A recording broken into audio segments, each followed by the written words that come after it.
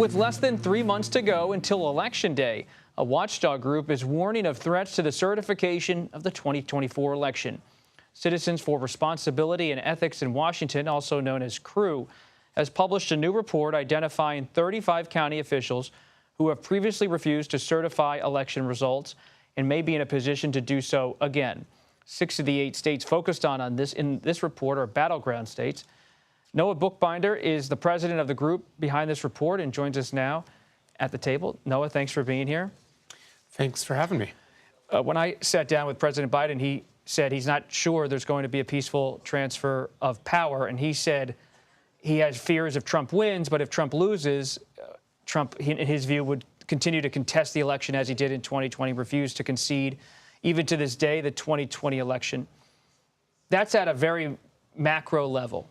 At a micro level, what are you finding in your research about Trump allies across the country who are in powerful election positions?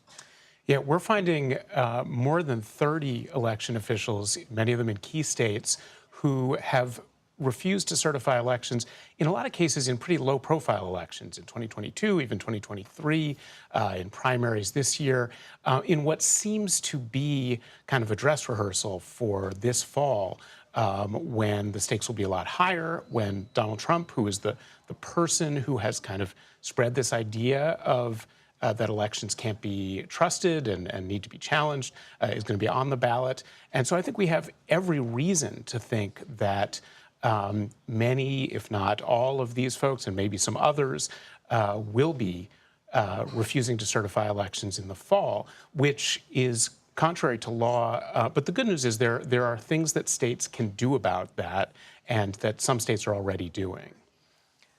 Help us understand, for people who don't pay attention to this every day, who certifies elections in some of these states. So if you're calling out election officials for being having a precedent or a history of not certifying elections or being wary of certifying an election, why does that matter? Because in some states you're looking at, doesn't the legislature ultimately decide? So where does an election official really raise a red flag to you as having significant power over whether the Electoral College count in that state's going to be affirmed or not?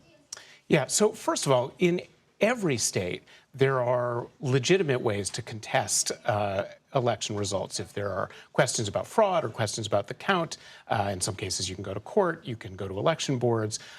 County certification is not one of those. So what happens is, ballots are counted. These local jurisdictions, in many cases counties, certify that. That's essentially a ministerial function. It's kind of doing the addition and passing it on. Then the state certifies. Then that goes to the Electoral College. The problem is that if you have counties refusing to certify, and that can't be worked out within a couple of days, then you have the state, which needs to certify its election totals in a presidential election.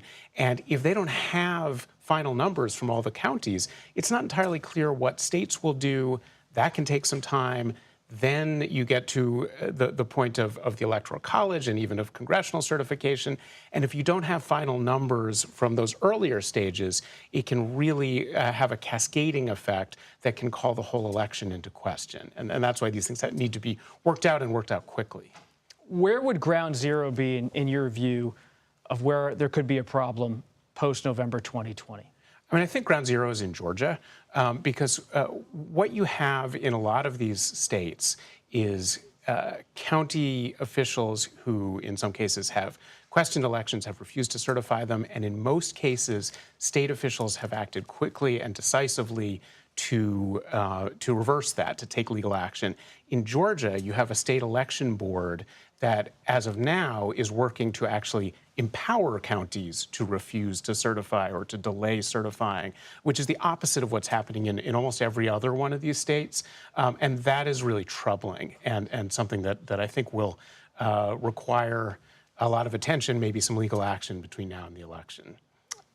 And is there anyone in the state, real quickly, who you're keeping an eye on that we should pay attention to, in your view? I mean, there is an election official in Fulton County, Georgia, who has actually filed suit asking the court to essentially authorize her to refuse to certify elections, and that's definitely a red flag and something to keep a close eye on. And we'll keep a close eye on all of this. Noah Bookbinder, thank you for being here at America Decides. We appreciate it.